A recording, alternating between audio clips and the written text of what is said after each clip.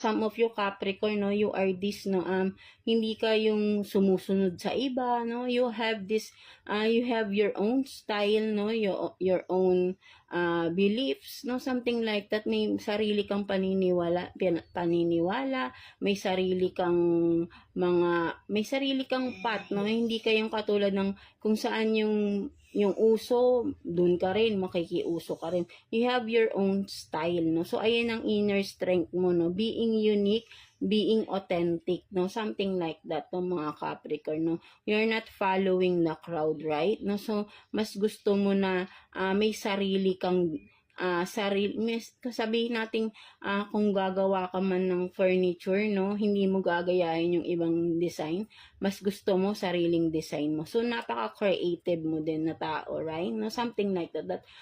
Basta ang nakikita ko more on this is ang inner strength mo is you are unique, no, something like that, no, na kumbaga parang makikita agad na you are different from the others, no, something like that, and that is your inner strength, no, being different, no, something like that. So kung alam mo sa sarili mo, no, may pagkakaiba ka sa ibang tao, no, that is your inner strength, no, because lahat tayo may kakaiba, no, hindi tayo pare-parehas, of course, no, iba-iba tayo, no, nagiging pare-parehas lang iba for some of us because ginagaya natin, no, so and ikaw yun, no, I mean, you're not like that, no, mga Capricorn, no, hindi ka sumusunod sa uso, right, no, para lang masabing you are in, no, something like that, no, so you are different in your own way, no, something like that, no, so that is your inner strength, no, being authentic, being original,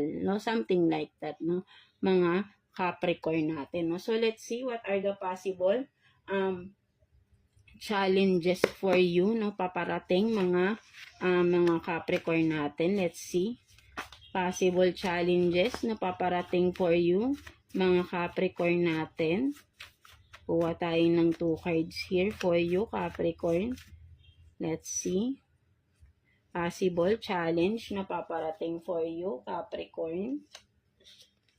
So, God is with you, and then manifestor anything, no? So, manifest anything, no? Literally. So, possible challenge dito is alam mo na no, kahit anong challenges talaga is alam mong kaya mo, no, kaya mong ma-overcome, no, because ikaw to, no, you are being optimistic, no, with God is with you, napaka-positive at napakalakas ng faith ninyo kay God, no, so, challenge sa'yo is maybe kung may